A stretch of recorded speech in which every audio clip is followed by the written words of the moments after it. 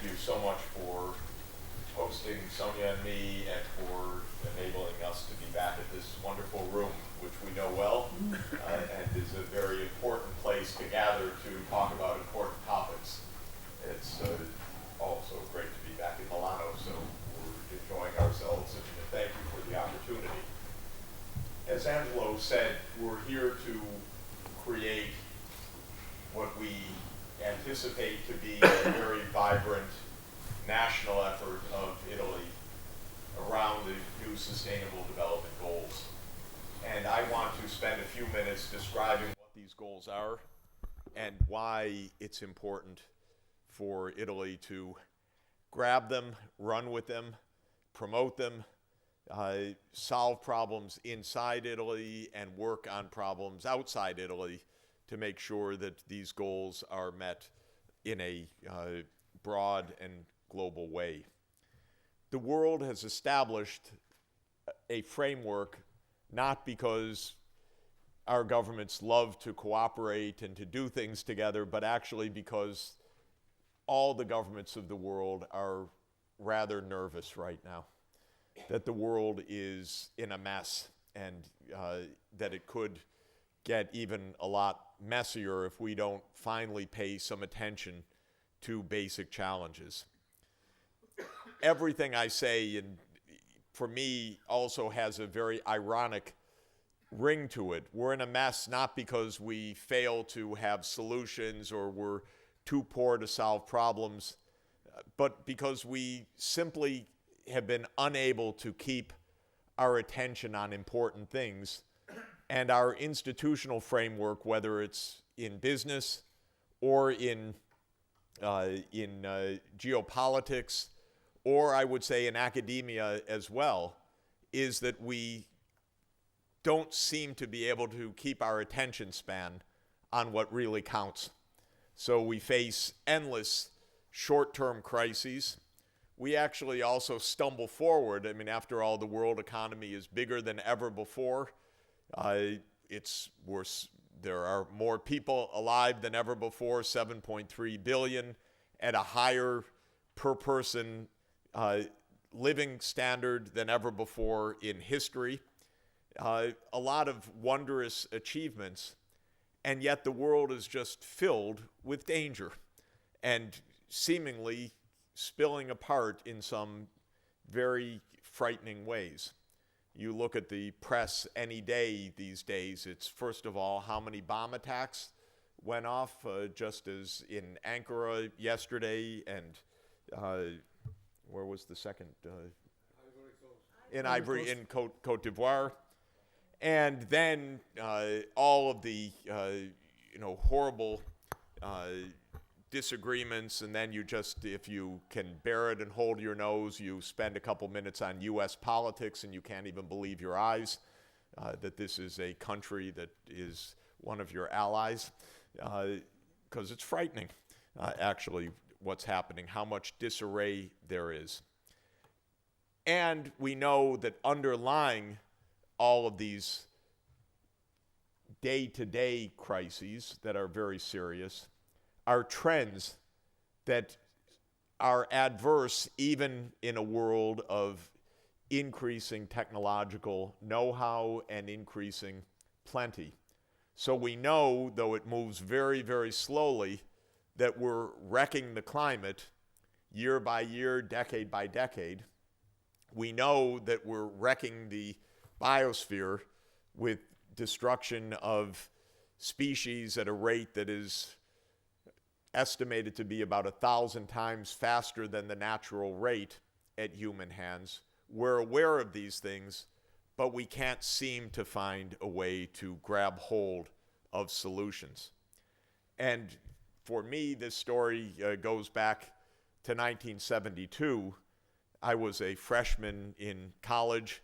I was assigned a new book called Limits to Growth by the Club of Rome. Strangely, I was a student at Harvard University, Harvard College, and they assigned the book partly because it was interesting, but my professor made fun of the book also. Oh, this is bad economics. That's because it's done down the road at MIT. not at Harvard. They don't understand prices, market system, because markets are going to solve all these problems of scarcity and so forth. That's literally what I was told as a freshman 44 years ago when I first studied these topics. And here we are 44 years after limits to growth, 44 years after the UN convention, conference on environment and development, which was in Stockholm, which was the first time the world got together actually to talk about the ways that were needed to combine ecological and economic dynamics in the world. We are a generation after the Rio Earth Summit, which was supposedly, we thought back in 1992, the moment when we've finally gotten to grips with these problems. And we realize now, after these 2 generations, that the situation is even more dire, that we have lost 2 generations of time. We actually achieved very, very little of this question of harmonizing nature and economy.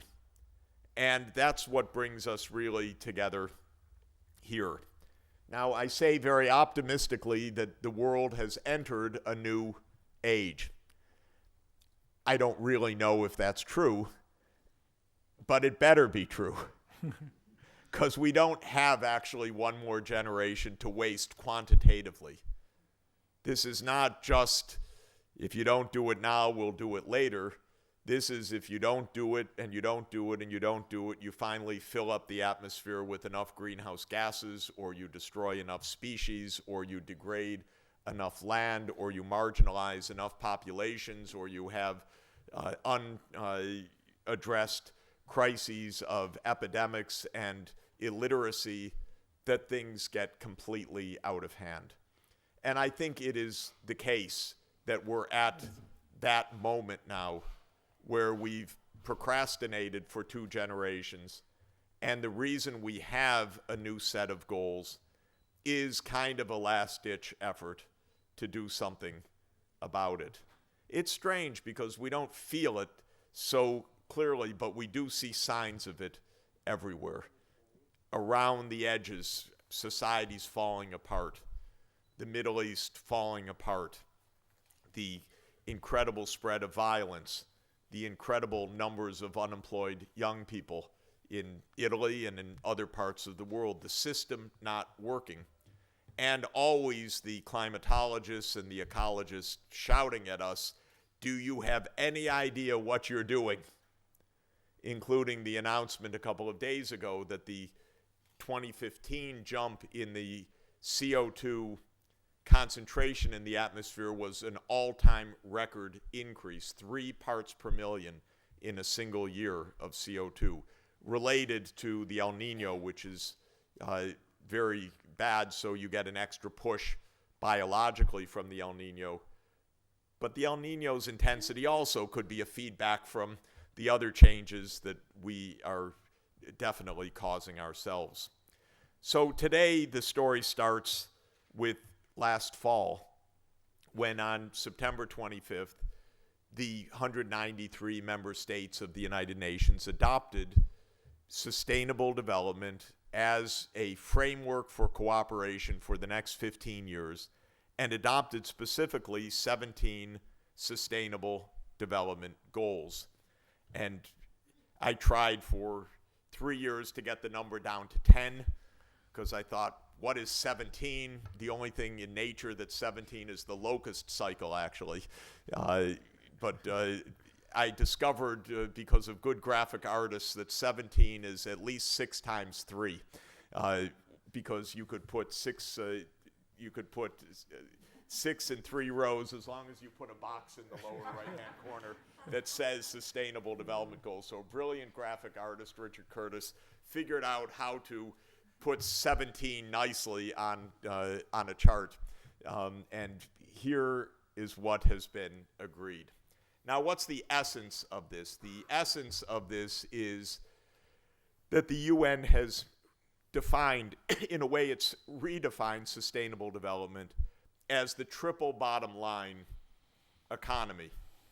The first definition of sustainable development from the Brundtland Commission back in 1987 was sustainable development means that the current generation meets its needs in a way that will permit future generations to meet their needs. It wasn't a very useful operational definition, actually. It gave the idea of intergenerational sustainability, but it didn't say what needs are. What do you mean? How do we interpret that? How do we actually proceed? And over time, the definition shifted to saying that sustainable development means economic development that is socially fair and environmentally sustainable. So that's really the one-sentence definition. Socially fair means that economic growth does not lead to rising inequalities and extreme exclusion of very poor people or minorities or women and girls or other groups in society. Environmental sustainability, broadly speaking, means that our ecosystems remain intact and functioning, and that the specific overwhelming danger of human-induced climate change is brought under control. And those concepts became embodied in what's called the 2030 Agenda, which is the UN's governing framework now for cooperation between January 1 of this year and the end of 2030, a 15-year period. Now, UN goals by themselves don't mean anything. They are necessary but not sufficient to get somewhere. They're necessary because without goals, this world is so far too noisy, too divided, too incoherent, too short-term, too distracted to be able to do anything over the longer term. So without some goals, there's no way that we can even keep in mind at a global level that we need to do certain things. But at the same time, having goals means nothing. There's no legal enforcement of these goals, and even if they were, quote, legally enforceable in the form of a treaty, they're also not legally enforceable. There is no international sheriff, and there's no ability to enforce anything. So this is a kind of bootstrap operation. We're trying to lift ourselves up by the bootstrap by saying it's really possible to change the direction of society, to undertake the policies that are needed, to adopt the kinds of technologies that are needed in order to head off huge dangers and in order to benefit from the huge opportunities of technological advance. I was many, many times in the General Assembly while this was being developed between 2012 and 2015. I think it's fair to say that the overriding emotion that led to this being adopted is fear. I don't think any government anywhere truly says, what difference does this make? We're just fine. Everywhere in the world, people feel shaken. If you say to a room of 150 UN ambassadors, each one of you is coming from a country where the climate is being disrupted. You see all the heads going up and down, and then one by one, stories pouring out of how they don't understand it, but they've not had rain in the last 3 years, or the rainy season was the shortest ever, or the crops failed the last 2 years, or the flooding is getting worse and worse, and it's not controllable, and so on. So the sense that something really has reached us finally, not in anticipation of the future, but that it's happening right now and real, I think is palpable. I think these goals are therefore essential for the obvious reason that we do need to change the path, the trajectory of the world economy. I think it's essential for one other reason, which is implicit in everything I'm going to say, and that is we need to figure out globally how to cooperate, because we're really bad at it. My country, one of the worst. Really good at war, not so interested in cooperation. And I view this agenda not only as essential in and of itself, but could take away a little bit of the attention to the war side of things. In other words, if Italy is working with Libya, working with Egypt, working with North African countries on practical problem solving, on energy needs, on water availability, on job creation, and so forth, what now is called the inevitable conflict of civilizations just won't seem so inevitable. We'll actually be solving problems that everybody is desperate to solve. And I think that this is the best hope, because I know from my own experience that I would share is that there isn't a place in the world, no matter how different the cultural or geopolitical precepts, that isn't worried right now. So if you appeal to any counterpart, let's work together to help solve some practical problems. To my view, you're way ahead of the game compared to the idiocy that we have right now of war of all against all in Syria or in Libya or in other places, which is completely destructive and without hope of actually getting anywhere. So I see the cooperation both to accomplish good things and to stop accomplishing bad things at the same time, if I could put it that way. So what are these challenges if you try to conceptualize these 17 goals? It's hard to get them down to a very small number because we're talking about the complex world community. Countries at extremely different levels of development, facing very, very different pressing ecological challenges, trying to keep their head above water in global competition so they're creating jobs and earning income and attracting capital at the same time, and not having social explosions from below. So it's not an easy agenda for anybody. And therefore, these 17 goals, which span economic, social, and environmental considerations, are complex. I wish I could say there's just one thing to do and we find the magic thread through everything, but I don't think that that's the case. So part of these goals is about ending extreme poverty. SDG number 1 is ending what the World Bank defines as extreme poverty. That's living below the $1 a day kind of poverty.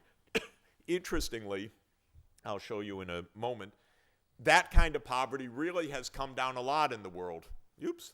That's come down a lot in the world, but there still are about 800 million people, by the World Bank's definition of extreme poverty, trapped in extreme poverty. Most are in Africa, and that's an issue for Europe also, inevitably. And how to end extreme poverty is a very practical set of challenges, in my view. I wrote a book 10 years ago called The End of Poverty, where I said this is almost a technocratic set of problems. Many people disagree with that because it sounds a little inhuman, but I do think there's a lot of technocratic systems design, infrastructure, energy, food systems, health systems, and so forth that is the difference between being in desperation and being on a path of long-term development, and that one can help implement that system. So that's one part of the goals. A second that is obviously a big challenge and of core interest for the Fondazione Eni Enrico Mattei is decarbonization of the energy system. And here we're with a giant in energy and a giant in hydrocarbons. And there is a fundamental challenge of how to make the world energy system consistent with climate safety. And That's a technical challenge, it's a political challenge, it's an economic challenge, and it's an absolutely pressing challenge. The third very big cluster, I would say, is what's called SDG 2 here, but it combines with the ecological or ecosystem goals, and that is a sustainable food supply for a world now of 7.3 billion people, which will certainly reach 8 billion barring disaster, and is very likely to reach 8.5 billion people at a minimum, but could even go to 9 or 10 billion people this century. And the challenge of the food supply is just about as complicated as any challenge I know. Why? Because even today, the world is not properly nourished, though Italians are, fortunately. You show up as the best cuisine and quite healthy. And so one possible answer is the Mediterranean diet everywhere, which I would certainly subscribe to. And we try to do our best on 72nd Street in Manhattan day by day. But for most of the world, you have the following problems. First, 1 billion people do not get enough to eat day by day in calories and protein. So it's the pure chronic hunger that is still 1/7 of the world population. It's amazing. And then another 1 to 2 billion, and it's shocking that we don't know better than such a large range, suffers from chronic micronutrient deficiencies of some kind or another, whether it's zinc, iron, iodine, vitamin B, vitamin D, other micronutrients. There's a huge amount of hidden hunger, so-called. Then there is the obesity epidemic on top of that, which is another kind of malnutrition. Italy is at the lowest end of that, which is great. The United States at the highest end of that, where we have about 35% of the population overweight or obese, and junk food from morning till night. So it's also a food system. It's an economic approach. It's incredible. And if you search for decent food in the United States, you have to search hard often, and it's expensive, and you don't find it in places that most need it.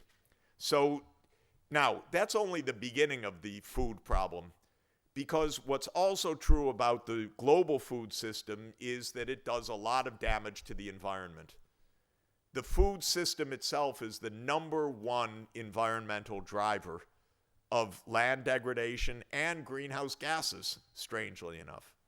Not only the energy that goes into the food supply itself, say the nitrogen-based fertilizers, or the equipment and so on, and transport, but also the methane that comes from livestock and from paddy rice fields, and also a tremendous amount of nitrous oxide that comes from the use of 100 million metric tons a year of nitrogen-based fertilizers. And that doesn't mention the water depletion of fresh water, which is a pervasive phenomenon and that intersects with climate change itself. And it doesn't mention the deforestation, the land clearing, the destruction of habitat, the pesticides and chemical releases, the antibiotic use in farm animals, and so forth. The food supply is the #1 anthropogenic sector in the world, even more than the energy sector. It's bizarre. Maybe not bizarre because it's so fundamental to our lives, but it is absolutely not sustainable the way that food is produced in the world. It doesn't feed the world properly, and it's not sustainable. I haven't even mentioned the fisheries, the destruction of fisheries in virtually all parts of the world. And then the fourth challenge that I would add onto this, on the food, is that the food supply is under profound threat from future warming, because it's probably the first sector to be hammered by warming. You could say health and food. health by the spread of new diseases like the Zika virus or others that are temperature regulated, and food because the food supply is profoundly vulnerable to warming and drying, including in Italy, of course, including all over the Mediterranean basin. So there's one more thing which makes SDG 2 intellectually extraordinarily difficult, and that is that unlike many energy technologies, which are basically worldwide, you can use photovoltaics, similar photovoltaics almost anywhere, for example. With food, the local production of the varieties, the pest, the ecology, the soils, the climate, and so forth is very specific. So this problem has to be solved 1,000 times over. It's not one solution that's going to somehow make a robust, climate-resilient global food supply.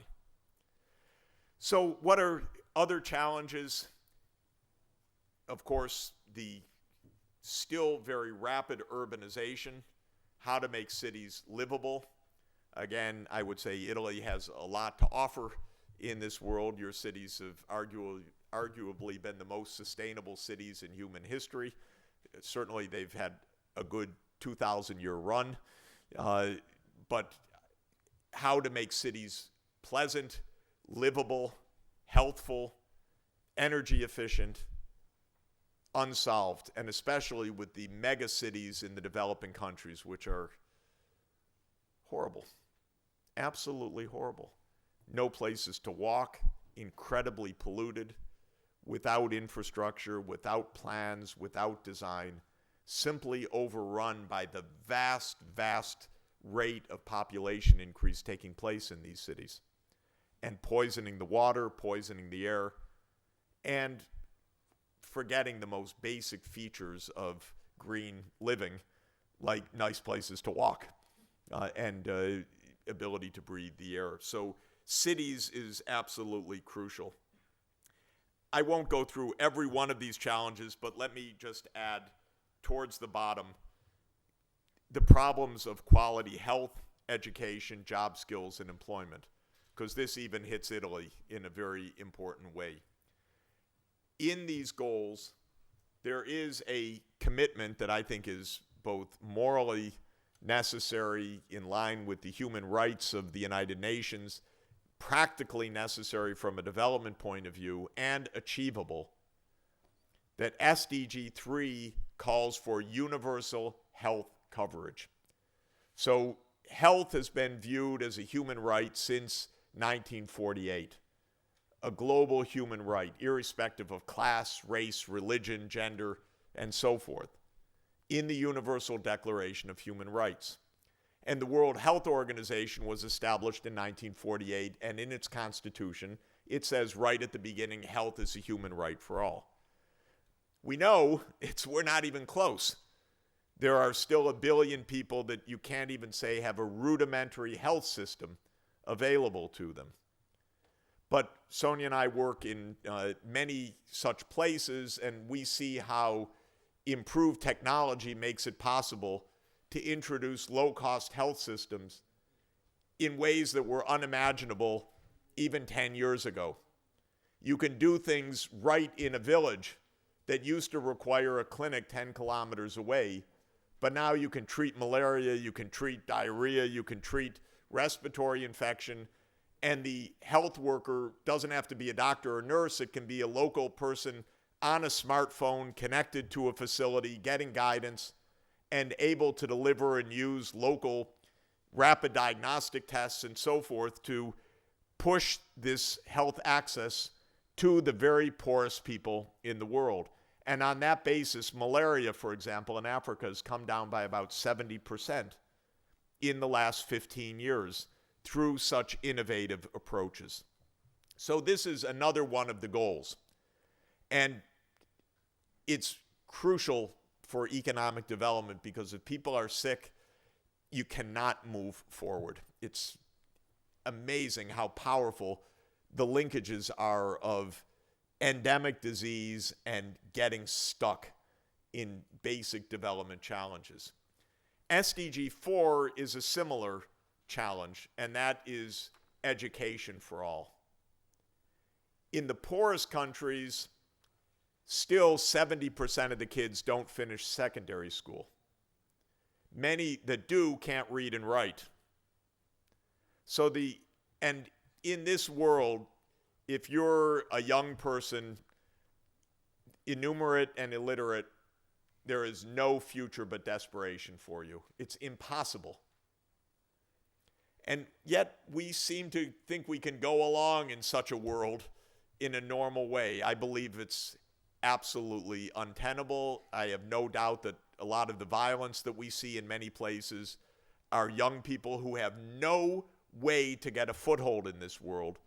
They are illiterate, they have no skills, and they join marauding forces because this pays for their food day by day. So SDG 4 calls for universal education. It's a great challenge. It's a fascinating challenge, because how could you go in a poor country from maybe 20% high school completion to universal secondary completion by the year 2030? I think if we sat down and said, let's make a roadmap for that, let's make a business strategy, let's make a plan, let's make an investment profile, let's use IT to help create information in the classrooms, connect the classrooms, train the teachers, get students online and so forth, you'd say, 15 years, it's really tight, but we could do it. Of course, we need some extra budget, but this is within reach. And that's how I view SDG 4, as absolutely something that's exciting to say to any of our counterparts, we will work with you to ensure quality education and universal high school completion within 15 years. And we're going to roll out every new innovative trick of the trade we can. My courses, for example, are free online. Students all over the world can view them at zero cost, and do. And so I used to have 100 students in a class. Now I have 20,000 students in a class that are viewing the class online. We can use all sorts of tricks to dramatically accelerate what needs to be done. But I'd say a challenge for any country, it's true of Italy and it's true of the United States, is quality education as well. Italy does not stand at the top of the charts in quality of education. If you score 15-year-old achievement in this country in science and in math, doesn't come close to what Korean kids achieve. But then again, who does? Certainly not my own country either. And we have to ask, what is it that's going to better train our kids for jobs? And this is a huge question for Italy as well. I think it's a complex question why there's so much youth unemployment in Italy. It's many different factors. But one of them is, I believe, if you look at the education system, somehow the education system is not doing the kind of training to create the kind of skills for 21st century jobs. I just find it hard to believe that that's not one of the broken pieces. And so that's an invitation of the SDGs to work on that problem here as well. SDG 8 says decent work for all. So staring us in the face is the question of unemployment. Now, I won't go through all of this at length except to say there are reasons why these goals are actually feasible. If you look at world poverty, that SDG 1, it's come down from around 40%, actually 37% according to the World Bank in 1990, down to 9% in 2015. China was the big impulse of that because China reduced its poverty rates from 60% down to about 6%. But this means that within one generation, you can largely wipe out poverty if you can make the investments to do it. Another piece of information is shown here. This is a wonderful study that came out last year. On the horizontal axis are these test scores. standardized test scores across about 70 countries. I'm trying to find Italy on the graph. Italy is right here. Okay.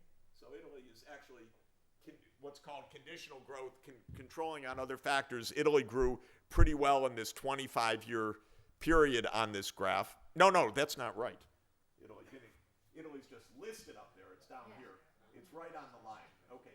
So Italy is, test scores okay, but it ain't Singapore, Taiwan, Korea, China, Malaysia. This is where you get really the numeracy and scientific literacy these days. And what that upward sloping line is showing is actually a pretty tight fit. The higher the scores, the faster the growth. And I think there's a causal relationship here that really should be taken to heart also, that the returns to quality education are quite real. This I find also interesting from Europe's point of view. Innovation, the capacity to have technical innovation measured crudely, in this case by patenting, is also strongly related to job creation. And so what I've done in this graph is align the European countries starting from the highest rate of patenting, that's patents per million population, and Germany is the #1 patenting country. Sweden next, Finland, Denmark, Netherlands, Austria, France, and so forth. And the patent rates come down to near zero for the Eastern European accession countries, where there's basically from Poland, Greece, Portugal, Slovakia, Croatia, Bulgaria, Lithuania, Romania, no technical innovation taking place to speak of. And then the red line is the unemployment rate. And I think that this is crossing scissors, which is that the high unemployment rate in Europe is in the places that don't innovate. And the places that have rapid innovation are the places that are keeping the unemployment rate low because they're creating new jobs. And so I think that there is an economic imperative to this as well. And innovation, of course, is its own ecosystem, but it depends on quality education, on public financing of R&D, and on private sector leadership in high tech. And what I take from this graph is that this is also a very, very big challenge. Italy is kind of in the middle of this picture. It's moderately innovating, but not anywhere near the high innovation Northern European countries. Unemployment, of course, is considerably higher, but it's not the same crisis that you see in the Eastern European countries as well. 4 big global unmet challenges: extreme poverty, I've mentioned, high and rising income inequality, unprecedented environmental risks, and I say insufficient global solidarity. You could also say the world coming apart at the seams, the failure of global cooperation. Let me say a few words about the environmental threats. One of the services of the ecology community has been to put forward a concept called planetary boundaries. It actually goes back to limits to growth. What it is the idea that we can identify and measure ecological limits beyond which we derange ecosystems and climate systems. And they listed 10 in a canonical study in 2009 that was updated last year. Climate change, ocean acidification, ozone depletion, nitrogen and phosphorus flux from fertilizer use, groundwater depletion, habitat destruction, biodiversity loss, atmospheric aerosol loadings, that's the pollution especially over the Asian cities, and chemical pollutants. And they've tried to quantify how close or how far are we from the dire limits. The biggest risks that we face are climate change, certainly, biodiversity loss, and water crisis in certain parts of the world. The climate change implicates of course, all of us. Last year was the hottest year in instrument record, probably the hottest year for thousands of years on the planet. We've already now reached 1 degree warming relative to the pre-industrial level. So everything is measured relative to the pre-industrial level. Think of it roughly as the mean Earth temperature in the year 1800 to 1850. We're now 1 degree C above that level. When we say that warming should be kept below 2 degrees C, that's relative to the 1800 to 1850 mean Earth temperature. Since 2009, we've had the standard to keep warming below 2 degrees C. In the Paris Agreement in December, the phrasing is well below 2 degrees C, though we don't know what that means, because they didn't say what well below means, and aiming for 1.5 degrees C, which is almost unreachable as a top limit because we're on a path of greenhouse emissions that almost surely will cause us to overshoot the 1.5 degree mark, even if we had decisive global action now on decarbonization. So we're halfway there. What are the consequences of getting even to 2 degrees? One thing that I think we should really be aware of is the striking, increasing reading of the ancient Earth record that's telling us even 2 degrees is a reckless gamble. My lead climate colleague, James Hansen, who was the NASA climate scientist for 30 years before retiring last year, thinks that 2 degrees is recklessly dangerous. And he thinks it because of this picture. What he and colleagues have shown is that when the Earth was 2 degrees warmer than pre-industrial, the last time was 130,000 years ago. Okay? We go through ice ages and then interglacials. We're in an interglacial now called the Holocene. The previous interglacial was called the Eemian period. It was 130,000 years ago. In the previous interglacial, the temperature was about 1.8 to 2 degrees warmer than 1800 level. The sea level then in the Eemian was 5 meters higher than now. 5 meters. So what Hansen and many other climate scientists are saying is even what we're aiming for is not good enough to stop the breakup of the ice sheets. Maybe not in 10 years, maybe not in 50 years, but in 100 to 200 years, West Antarctica and Greenland could disgorge enough ice to raise the sea level several meters. I find that very annoying because we just bought a flat in New York. In Manhattan, I live on a low-lying island. Fortunately, we bought a 3rd floor so we can take the boat into the window. But the truth is that most of the world's major cities will get destroyed if we go this route. And many of Italy's greatest treasures, of course. Venice wouldn't have a chance, but many others as well.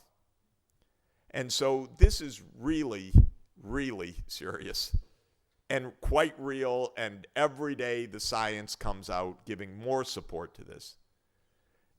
Of course, there are other reasons to worry about temperature rise, even aside from the sea level rise.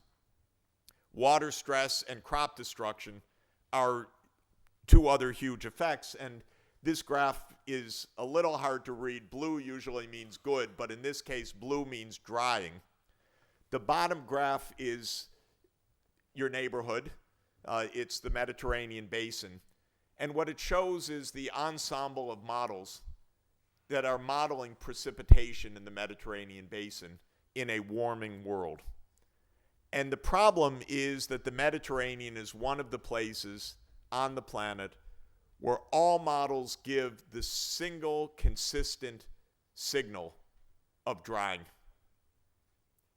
And that is, as I understand it, from the climate scientists, a mechanical picture of the so-called Hadley circulation, which is the equatorial circulation of over the equator, the wet, hot air rising and then descending as cold, dry air over the desert regions, that descent spreads with higher convective force in a warmer climate. And so the Mediterranean becomes more like a desert, basically. And this process is already happening. There's already a long-term decline in precipitation in the Mediterranean basin. I don't think the rest of Europe feels this the same way, feels the reality. And I do continue to believe that Europe is governed mainly from the north and not really feeling the realities of the Mediterranean basin properly. And it worries me because, well, you know, the north is sensitive to these issues. It doesn't feel the same stress and the same urgency. Okay, where does Italy stand on the SDGs? Very quickly. Not great. This is a quick scorecard, a quick report card that the Bertelsmann Foundation put together last fall. We're working on a similar scorecard now, and Italy comes out about the same. 2/3 down in the high-income countries. In the Bertelsmann table, 26th out of 34. If you want any consolation, the United States comes out 29th. Because we're completely unequal, we are environmentally unsustainable, we don't have quality education in the United States, and so forth. Italy, a little bit better, but at the top of every list, it's so boring. Sweden, Norway, Denmark, it's always the same. But that's just how it is and how it comes out again. So I wanted to show you a few of the components of this. This is the poverty rate. I put the arrow for Italy, a bit above average. Again, the United States is here. The United States is here. The U.S. is worse on almost everything because we are really crude capitalism. And we haven't attended to the social or the environmental dimensions for decades now. And it really is taking a huge wear and tear on our society. This is healthy life expectancy. Italy's just at the top.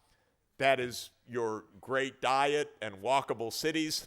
And it is a wonderful lifestyle. And so don't change it. Just promote it, export it. Make money from it, spread the good news of it, but that's a piece of very good news. Italy is right at the top of the world charts on that. This is life satisfaction. Italy, not so much Dolce Vita in this series. We're releasing another report of the World Happiness Report tomorrow in Rome.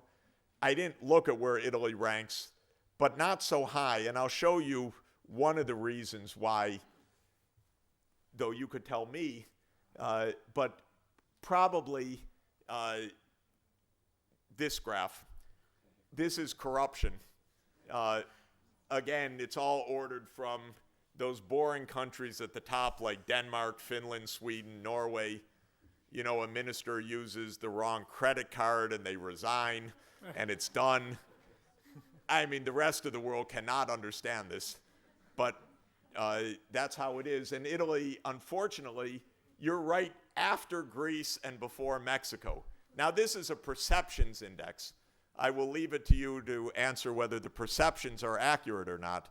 But one thing that we have found, by the way, is that happiness depends strongly on the perception of honesty of government as a causal factor. And that's why we love in Siena, as our motto, the good government, bad government of Lorenzetti, of course. So that is our emblem. But there is some work to do in Italy. I want to actually ask a serious question, and that is whether it is possible to use even technology to improve the governance in a serious way by more transparency, more online, more e-governance as a way to open up systems that are completely clouded right now. I believe that's the case.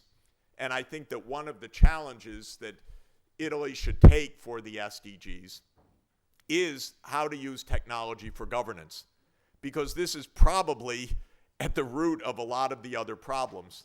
And what would it mean for public participation online, e-governments and documents, stopping the holdups of corrupt agencies and so forth as something that could be done. One more that I wanted to show you, these are the PISA scores. PISA is the Program for International Scholastic Achievement. It's the comparison program of the OECD. Italy ranks 24th out of 34 high-income countries. Not outstanding. What this is measuring is science and math scores of 15-year-olds on standardized international tests. And as I showed you, it correlates quite highly with overall economic performance. I believe it correlates with innovation, and it correlates with job creation and other things as well. So from my point of view, since we're in a hub of great innovation here, how to use innovation for governance and innovation for education improvement would be two huge areas for Italy's own sustainable development goal prioritization. Because Italy ranks very high on many, many things. I don't think the healthcare challenge is the most central challenge if you're about the healthiest society in the world, great longevity and so forth.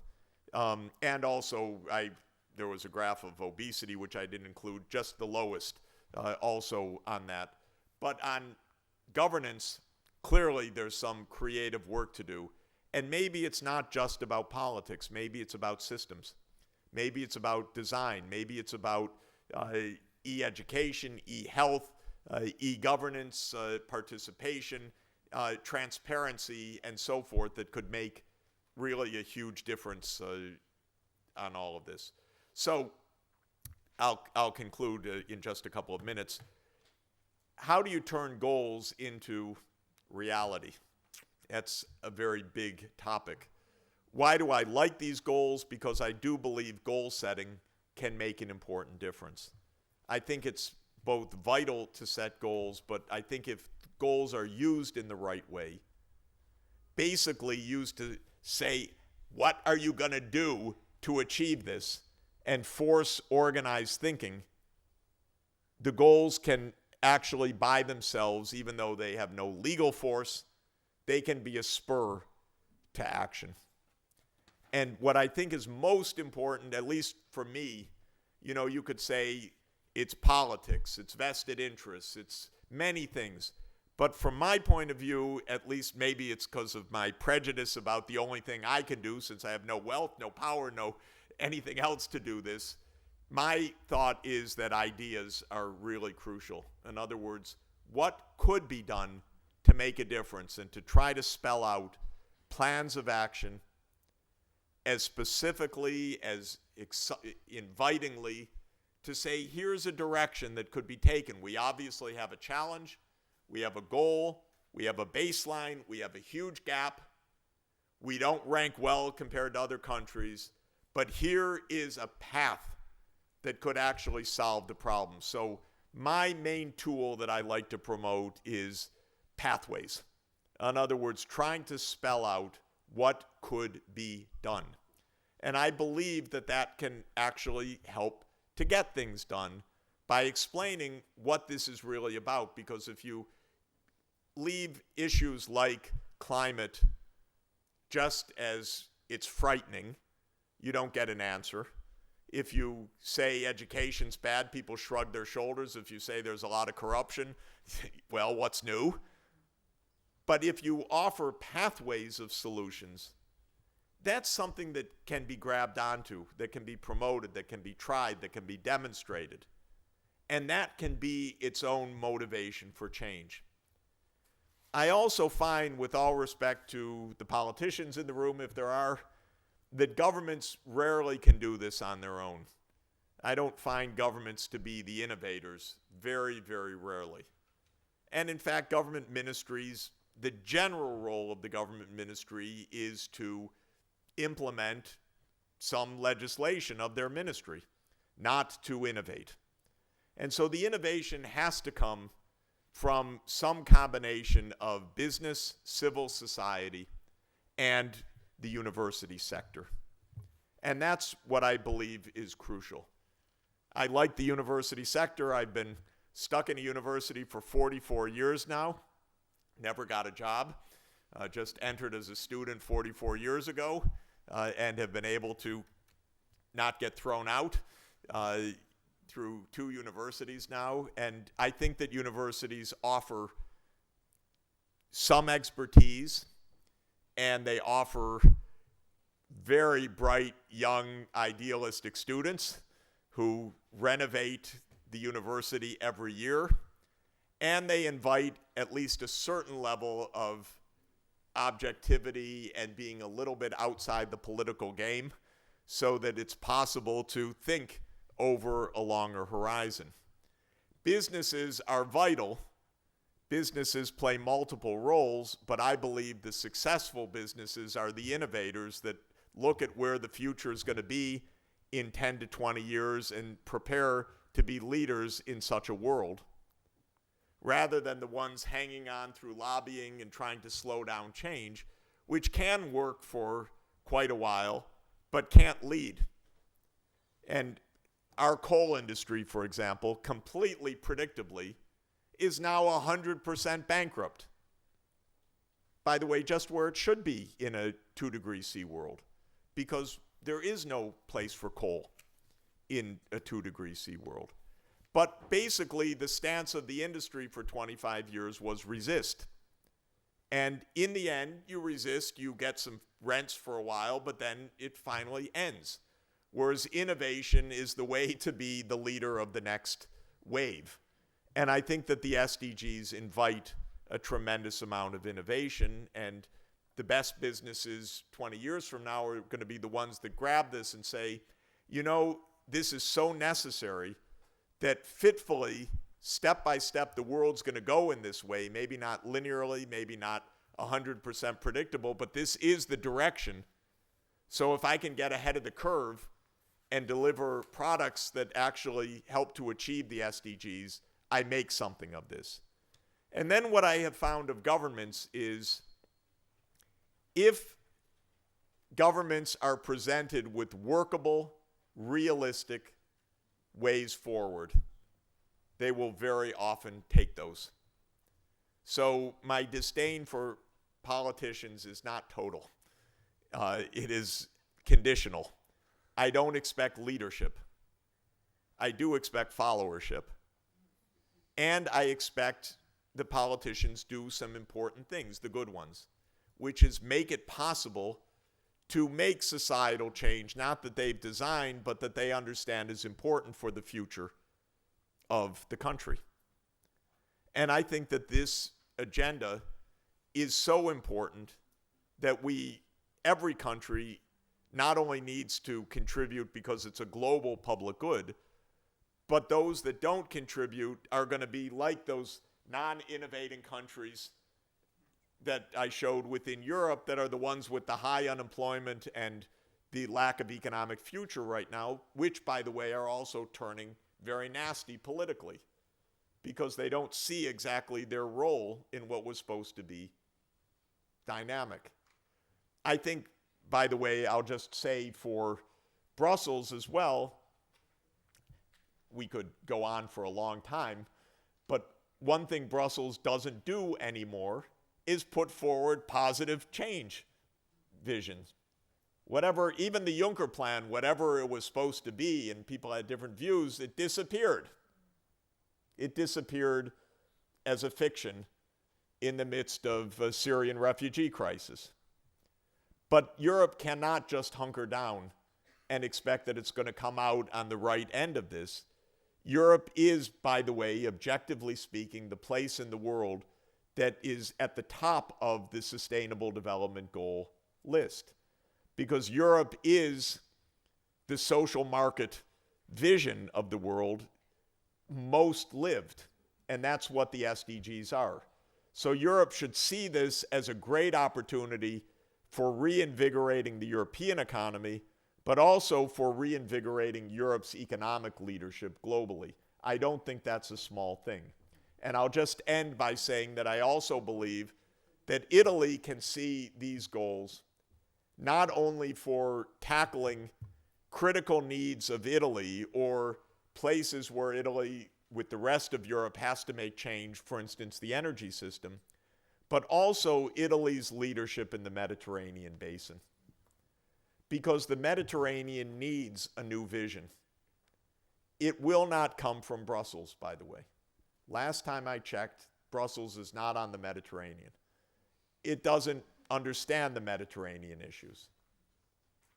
It is NATO, it's the North Atlantic, it's many other things. But you are the natural guides and leaders for finding solutions for the Mediterranean basin.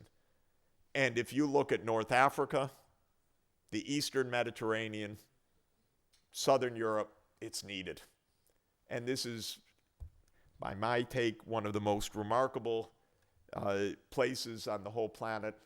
And I think you have a great opportunity to help lead a very dynamic process for the human good in this region. Thanks a lot.